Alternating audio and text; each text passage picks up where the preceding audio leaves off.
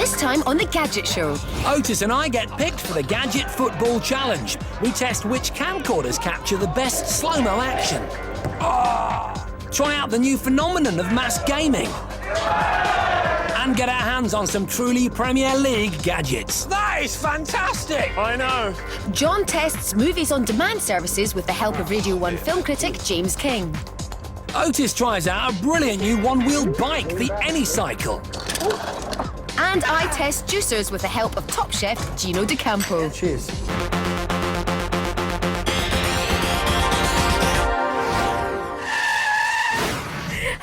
Welcome to the Gadget Show. Yeah, and of course, this is Football Week. We've got the two semi-finals of the FA Cup this weekend, and so we've got a football-themed Gadget Show. I said that like I knew what I was talking about, didn't I? Yeah, this week's challenge has got Otis and Jason going head-to-head in a series of gadget-based contests, all based around the beautiful game. Oh, and it is such a beautiful game. I've always thought that, you know, especially the lovely, colourful costumes of the contestants. You just don't know anything whatsoever about football, do you? I know about computer games that simulate football. They're very beautiful, yeah.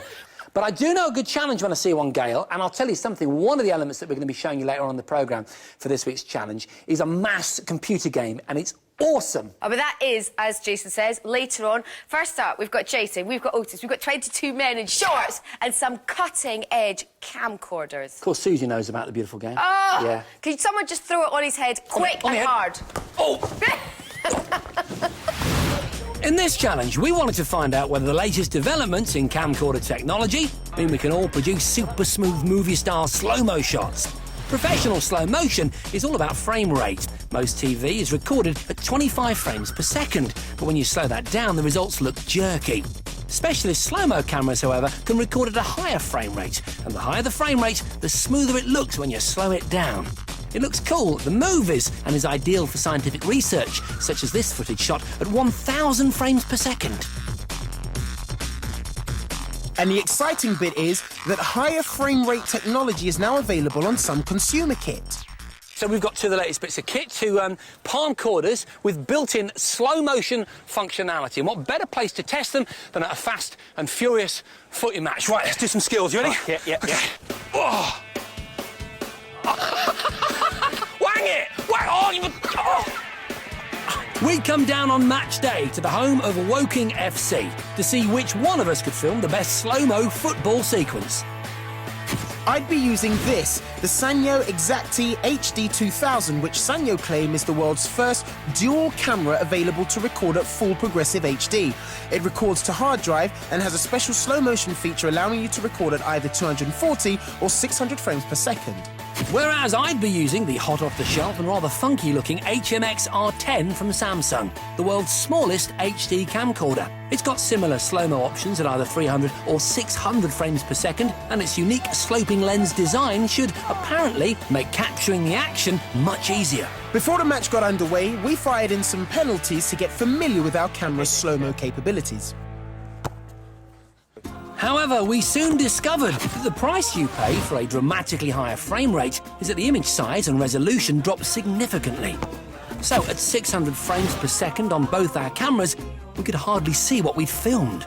It's quite cool watching yourself in slow motion. You really get a sense of the physicality of the Yes, game, you do. and that's what this is all about, isn't it? But, yeah, I'm disappointed with the size of it. It'd be interesting to see it played back on a larger scale monitor. With the game about to kick off, it was time to see how our camcorders would fare under match conditions. With the action hotting up, we both got to work taking a variety of clips at different frame rates. Yeah, it's all happening down our end now, down the geek's end.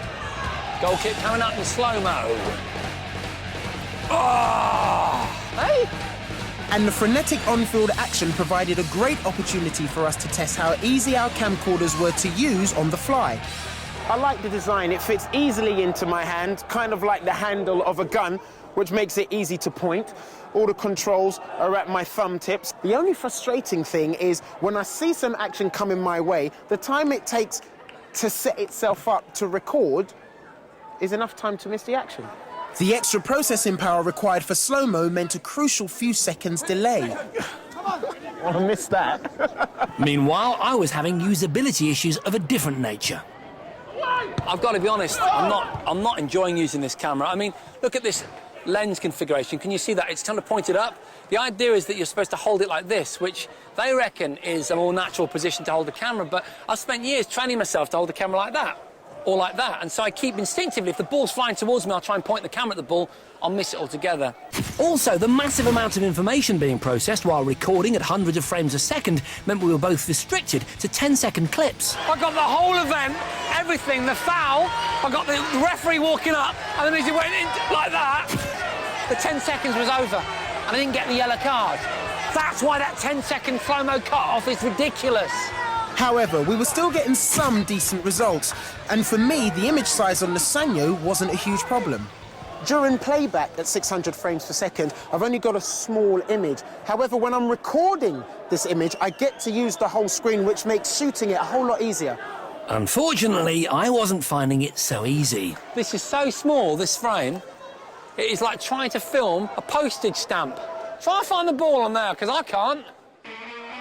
As we headed into injury time, the game was still goalless, but everything was still to play for as we both tried to grab some last-minute action. That's it! Game over! I didn't see any goals. No, but we did get some good footage, so let's go and review it. Good idea. That was great. Hey, loving your football. A great day's football, even though we're phenomenally bad at it. Those are two nice cameras. Yeah. What I'm interested to see is how they perform on the big screen. Well, we've got Otis, you're going to be on the screen on the left, Yep. and Jason, you're on the right, Great. so let's see what happens.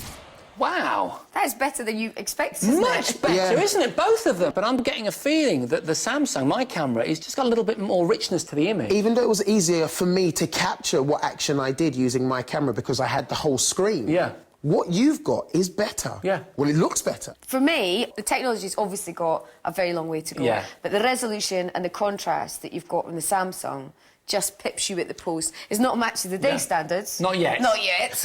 But definitely, I think that Samsung's got the edge. So that means I win? Yeah. Yay! OK, so Jason has won the first of our football-related challenges. There are still 2 more to go, and I'm determined to be victorious. Welcome back. Now, I want to talk to you about the ways you watch your movies at home. Long gone are the days when you had to wander down to your local video store if you wanted to watch a recent movie. Now there are a whole variety of ways of getting the latest blockbusters pumped directly into your TV. You can have them beamed down from a satellite into your Skybox. You can suck them up through a cable into your Virgin V Plus box. Or you can appropriate them wirelessly over the internet via your Apple TV. But which offers the best quality, the best value, and the best all-round user experience? Well, that's what I've been finding out. On my head, please. Ooh. First up, Sky, whose on-demand movie service is called Box Office, which you can access using any Skybox. Though if you want to watch HD content, you'll need a Sky Plus HD box and a subscription to their HD pack, which costs an additional £9.75 a month. Standard def films cost the same as high def ones. At £3.91, and once rented, you can watch a film as often as you want within 24 hours. And on Sky Plus boxes, you have the option of recording the film onto the hard drive, and then you can start that 24-hour period at any stage up to 7 days after making your purchase. On Virgin, you can get their on-demand service FilmFlex with any Virgin box, but again, you need the V Plus HD box for HD movies. These cost £150 to install, and you'll have to pay a subscription of £5 a month, unless you're on Virgin's XL TV package. Rental prices range from under £1 through to £4.99 for some of the newest HD titles. You get unlimited viewings for 24 hours, but you can't record anything to your hard drive. Finally, Apple TV. It's a digital media server that can access and download movies via the iTunes Store over an internet connection. Renting the latest movies typically costs £3.49 in standard def, £4.49 in high def. All rented movies must be viewed within 30 days, and once you've opened them, you get 48 hours of unlimited viewing. You can also buy movies to keep forever at prices from £6.99. To help me decide which is the best option for accessing movies on demand, I enlisted the services of Radio 1 film critic James King. Oh, yeah, that's good. And we began by scrutinising the interfaces and range of movies available on each. First up was Box Office, running on Sky's new programme guide, which is being rolled out over the coming months. It's got a fresher look, you've got a menu bar at the top. What do you think of it?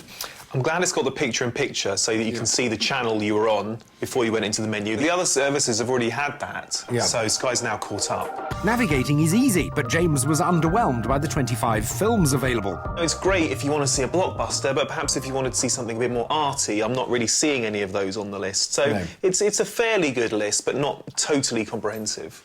And he was surprised by the fact that you need to wait until a scheduled time before you can view or record a film. That seems a little bit dated, that it's not just instantaneous like that. I'm inclined to agree, though, because you could plan ahead and record. Yeah, but, John, I've got my popcorn here now. I'm ready to go now. I don't want to wait. Next, I let James have a poke around Virgin's Film Flex, and things didn't start too well.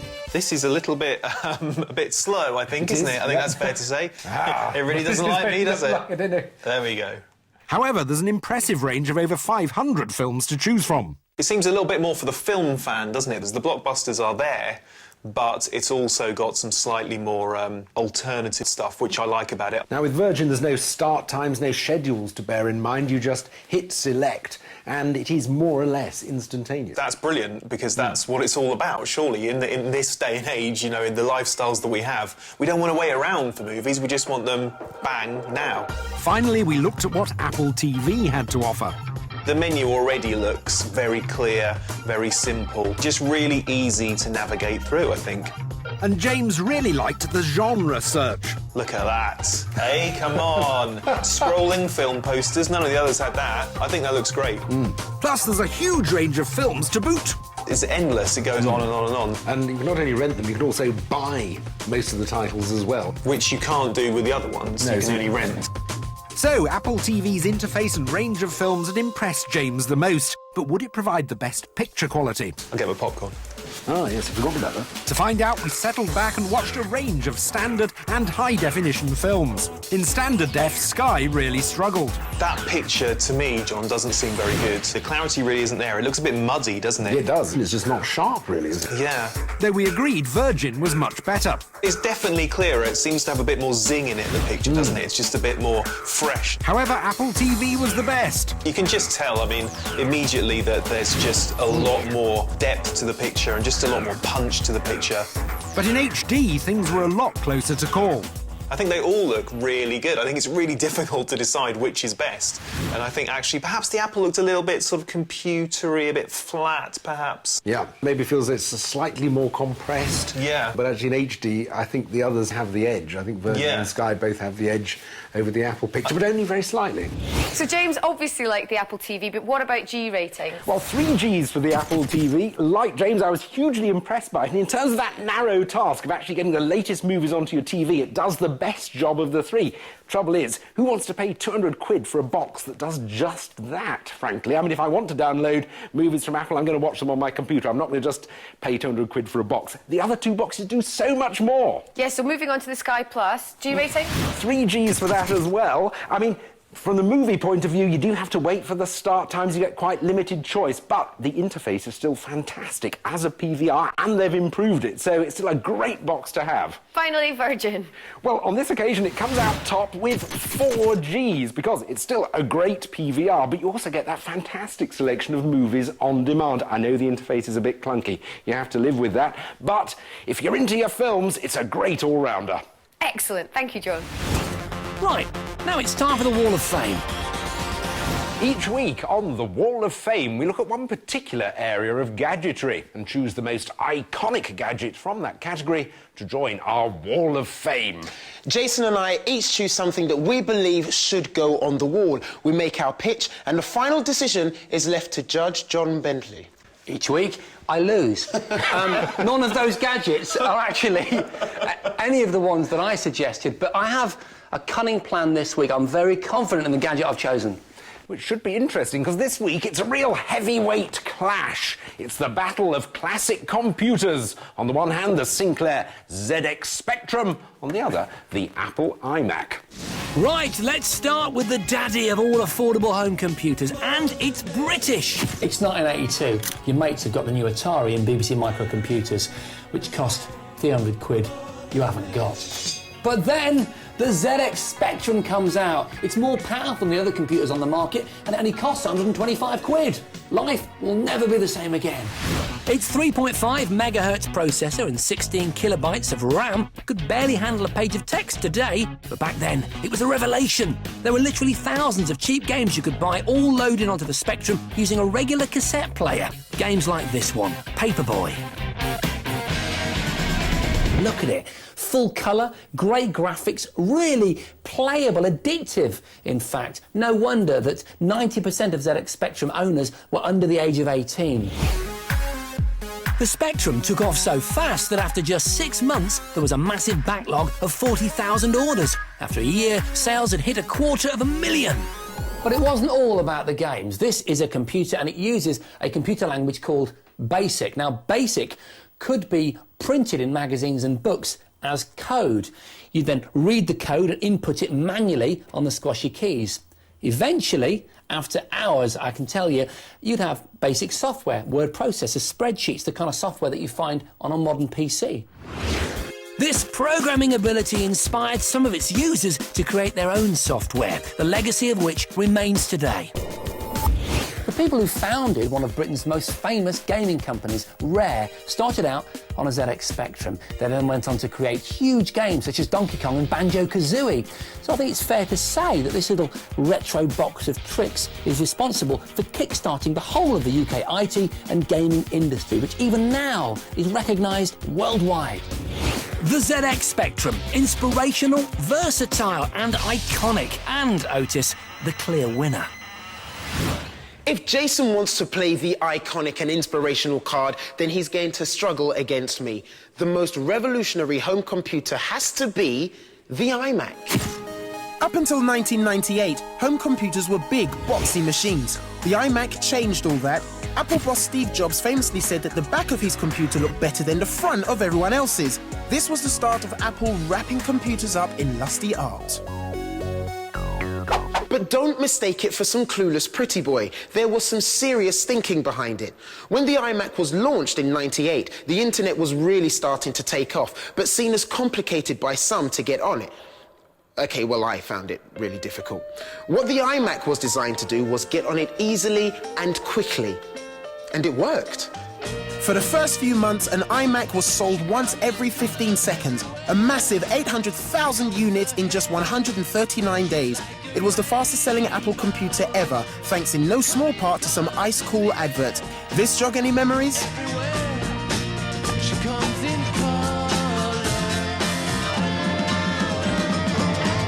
It also simplified the way devices were connected to a computer. There was no floppy disk or old-style sockets, just USB ports.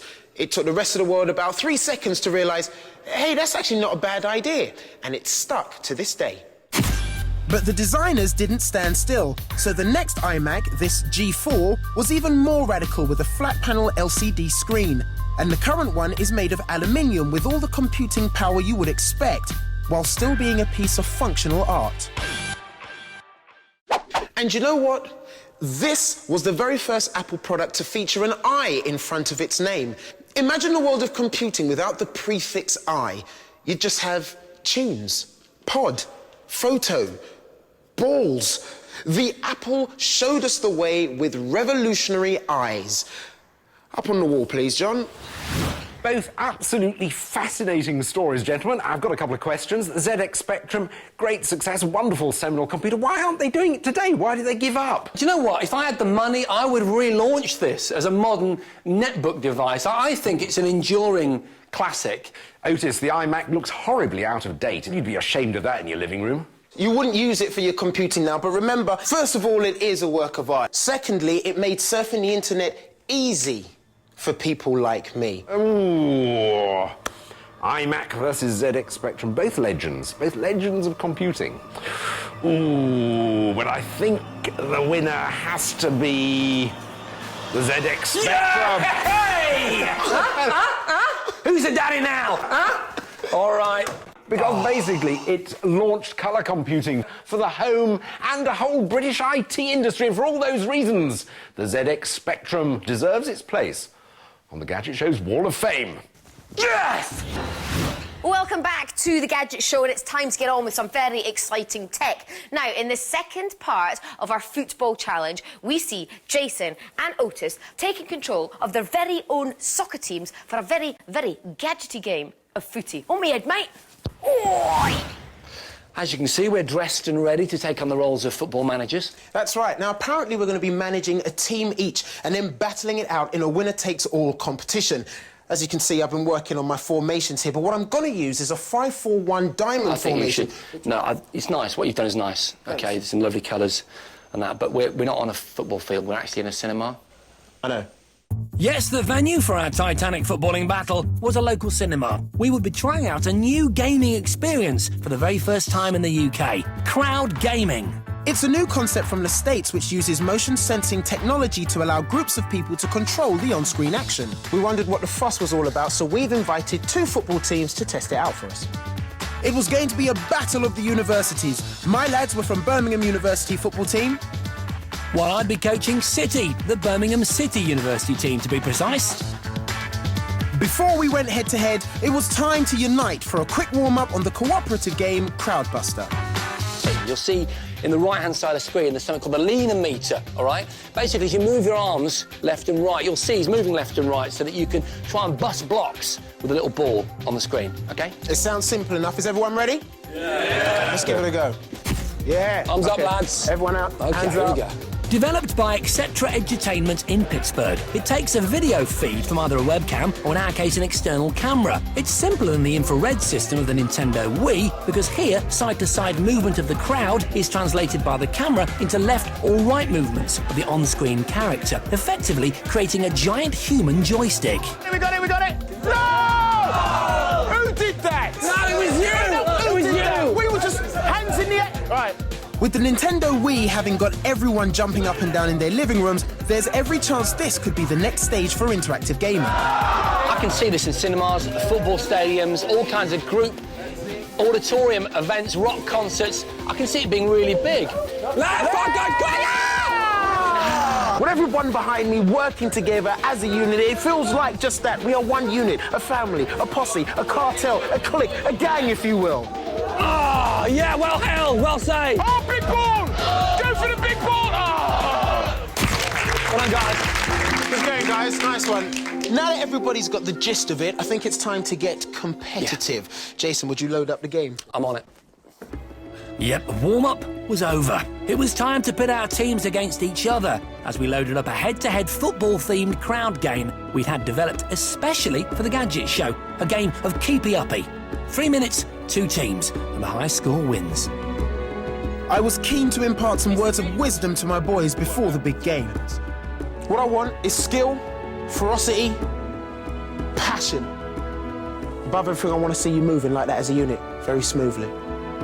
At the end of the day, what's important is taking part, but that's not as important as winning! Let's have it! Come on! Gentlemen, I cannot stress the importance of this moment, OK? This is warfare, gentlemen. Are you ready for this fight?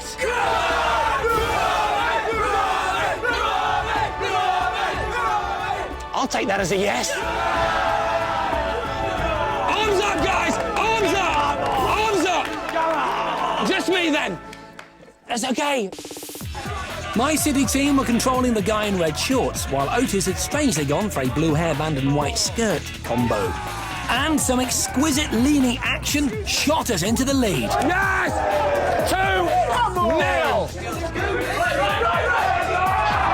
But after a slow start, my uni boys were soon moving in sweet unison to get our soccer chick under control, and before long we had edged in front 3-2. Yes! No! Take that! Don't worry. Take that! The crowd play system was working a treat, and both teams were trading blows as the time ticked down. I'm not being beaten by a virtual gun and a skirt. Come on, here we go. Go! With seconds remaining, it was 6-all.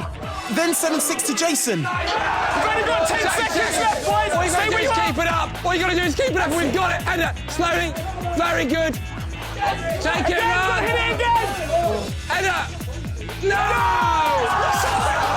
Sudden death! Sudden death! Incredible! We'd taken it to sudden death extra time. The next point would win it.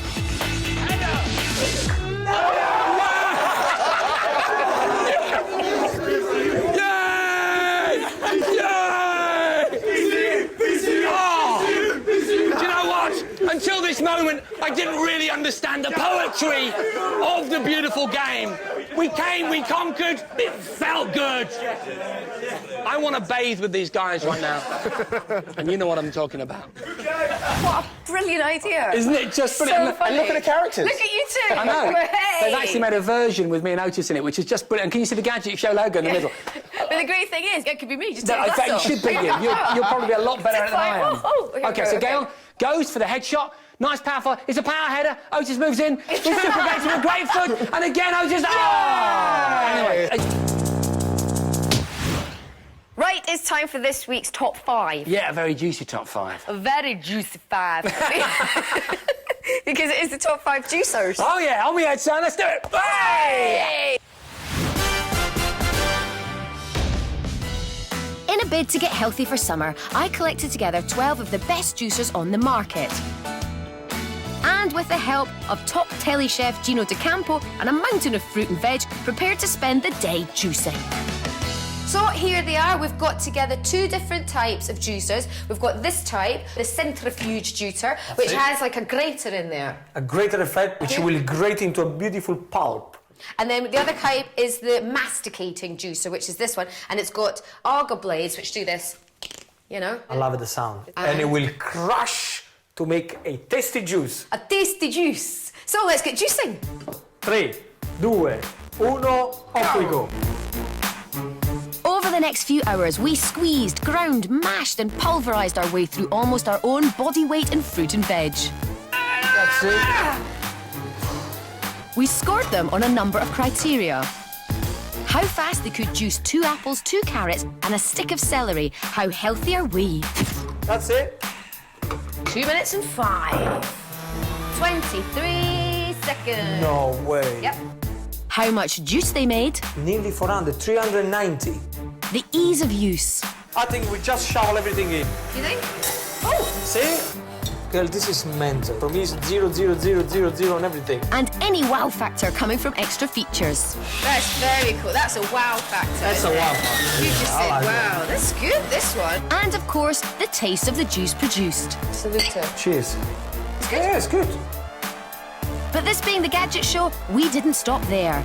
Ease of cleaning is a key factor in the day-to-day usability of a juicer. So we got stuck in. I'll tell you what we should do. I dismantle them as a man, and you do the cleaning. We're not in Italy.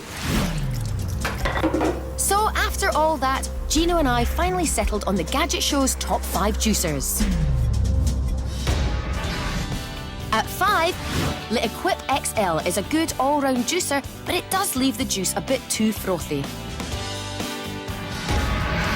Coming in at number 4 is the Champion 2000 Plus, a hybrid juicer which both grates and pulps really smoothly, if a bit slowly. Our number 3 is the slightly 80s-looking Wildcat Duo Juicer JX200.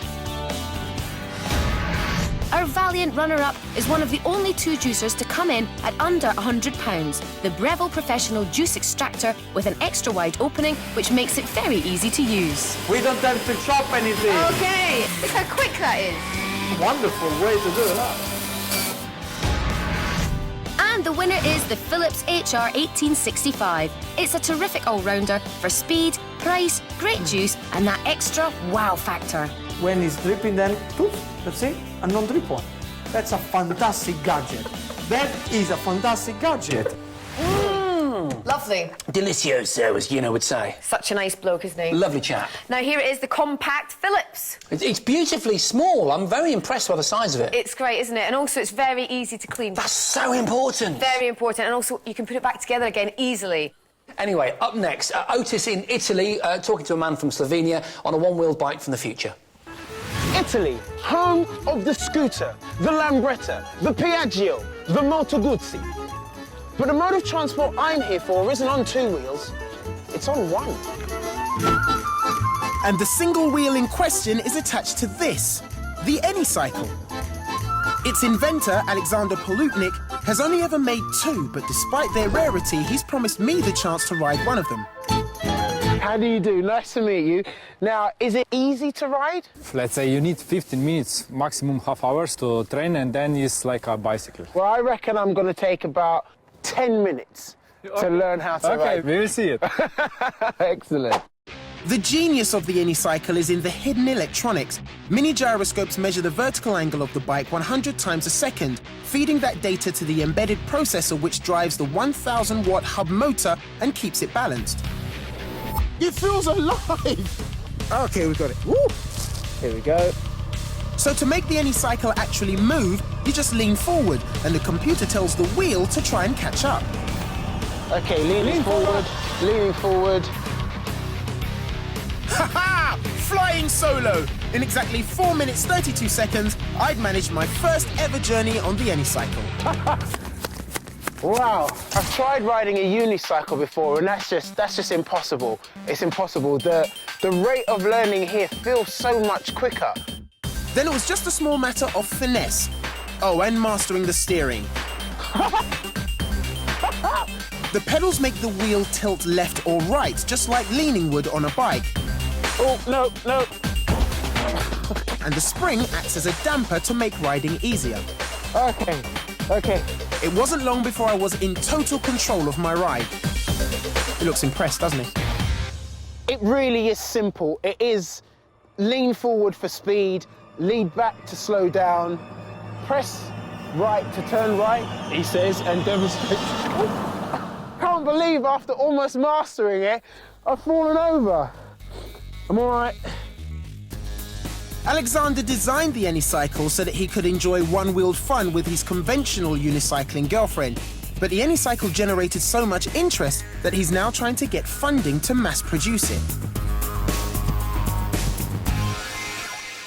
It's the Unicycle. I could take it anywhere. Anyone can learn how to use it. Its top speed may only be 10 miles an hour, but that just doesn't matter, because it's impossible not to love riding it. And after nearly exhausting its 3-hour battery charge, I'd even cracked the secret of staying in control. Just forget that you're only balancing on one wheel. But you see, I can't because it's so much fun. I defy anybody not to enjoy riding one of these. And now that I've mastered it, we just simply push off. Hello and welcome back to the Gadget Show. And as the clock runs down on this week's football challenge, it's 2-0 to Jason. Yes. Can you pull it back in the dying seconds? I'm going to try. It's extra time. The ref is checking his watch. It's squeaky bum o'clock. Oh, nice. For our third and final challenge, Jason and I both had to get into the mindset of some of the world's top professional footballers. We had to think like them. We had to dream like them. We had to become them. On your head, son. Let's do it. To be a Premiership footballer. To them, the credit crunch is the make of a new chocolate bar. And it's fair to say 100 grand a week affords a pretty flash lifestyle. OK, so we might not be real Premiership footballers, but if we were and we had that kind of money, what expensive toys would we buy? Yeah, that's what this challenge is designed to test. Luxury gadget. And whichever one of us finds the best gadget wins. You ready to bring on the bling? I certainly am. I'm going to start the ball rolling, Jason. OK. With my mouse. A very special mouse. Can you see what's special about it, Jason? Looks like a girl's. 59, count them, brilliant cut diamonds. In a flower. Yes, this is the world's most valuable mouse. Cast from 18-carat white gold and set with 59 brilliant cut diamonds, it could be yours for a touch over 17 grand. Well, the problem with it is, where is it? Can you see it? Oh, there it is, look. You've got to be able to show it off, yeah? You've got to be able to show off the fact that you've spent £89,000 on an iPhone because it's covered in diamonds. Look at that! Hey, you can still see the diamonds. Yes, this is the most expensive iPhone in the world. Handcrafted with 1,179 brilliant cut white diamonds and 18-carat solid gold. The ultimate in money-no-object mobileness. Great, Jason. I prefer to spend my hard-earned cash getting real quality in a more subtle way. This is as good as a music system can get. Even if your footballer's crib is an oversized Tudor-Beaton mansion, this system can handle it. I like this. Figured you would. The Meridian Sulus is a bespoke music system which can play your entire music collection in as many rooms as you like. It comes with a minimum of 1 terabyte of storage. That's enough to store 2,500 CD-quality albums, and it's all effortlessly controlled from this 17-inch interactive touchscreen panel. And thanks to full internet connectivity, you can even control it from your diamond-encrusted iPhone. I really like this. I think it's a really cool bit of kit. But, you know, I'm thinking footballers, they're active guys, you know, they're thrill-seekers. These guys are adrenaline junkies even on their day off, yeah? And with that in mind, I've got a great bit of kit. What about that? My gaming chair, do you like it? It looks good. Yeah? What's special about it? OK, it's the ultimate in highly realistic virtual driving simulators, all right? The D-Box gaming system utilises 3 motion actuators set beneath the seat, responding to every turn, bump and crash as you play, and is compatible with a number of driving and flight sim titles. Isn't that incredible, man? Isn't that incredible as you go off the track? Feel that crash! Hit that fence! Hold on, wait! Oh, that was a very bad crash. Yeah. Now, I am impressed with this gaming chair, but I've got something better. Outside, Mr. Bradbury. OK. Nice day for a spot of golf, eh, Jason? Absolutely. Every day's a nice day for a spot of golf. What have you got for us, then? I have the perfect gadget for that exclusive golf club. OK. Hang on a minute. That is fantastic! I know. Can I have a play? The Shadow Caddy is an electric 3-wheeled golf cart which follows the golfer around using sensors fitted to the player's belt. It also has sensors located around the base to stop it running into other golfers or objects or getting stuck in a bunker. That's very impressive, my golfing friend. Thank you. Yeah, very impressive indeed. But I'm afraid not as impressive as what I'm going to have to show you now. You've brought it on yourself, OK? Really? I didn't want to have to do this to you, but I'm going to have to pull out the big guns, OK? What I consider to be the ultimate in money, no object tech. OK, Otis, you ready to be impressed? Are you sure this is going to win the contest? I'm really confident. Sit yourself down. Take a look at that. Is that HD? It is full HD, all coming from this 30 grams worth of projector. What do you think to that? That's incredible. The Sim2 C3X Loomis Host projector projects a 1080p Full HD picture using the Hollywood standard 3-chip digital light processing platform. It has a response time 500 times faster than its LCD rivals, so I've picked up Warner's latest Blu-ray release, The Dark Knight, to show just what it can do. With a full-quality picture up to 20 feet wide, it's perfect for your home cinema, and you can even create your own drive-in theatre outside. This is the ultimate in footballers' extravagant crib kit. Yeah, it is, isn't it? It's serious. Do I take the win, do you think, for this? Yeah, go on then. Thanks, man. Yay! Well, that was brilliant. I think you'll find I won 3-0. Yeah, it's all right, Jason. Wait a minute, even though I wasn't technically involved in your challenge, I think I may have won. What? Wow. What? Well, it's all about the ultimate money no object gadget that overpaid footballers can own, yeah? Yes. Check this out. Whoa! This is the Opus football table. Isn't it amazing? It's got all the spectrum of colours underneath this glass base here. Yes. This one is made from maple. You can get them made in oak, whatever you want, really. But the most brilliant thing, do you notice who's in your goal there, Jason? It's the child catcher. Fantastic. Do you know who's your centre forward, Otis? It's Gandhi. And at the back here, in defence for you, you got Mother Teresa and God. But also, you can get this made with anybody you want. You can get your family, your friends. You can get the cast of 24. Gandalf's you head's can get come off. anything you want. You know what this means, don't you? It means that Gals won the football challenge. Hooray! How did that Hooray for the work? Opus. Right, you versus Otis and me as referee, and we'll see you next time. Bye. See you next time. OK. Right, Ready, go. go? Here we go. Here we go.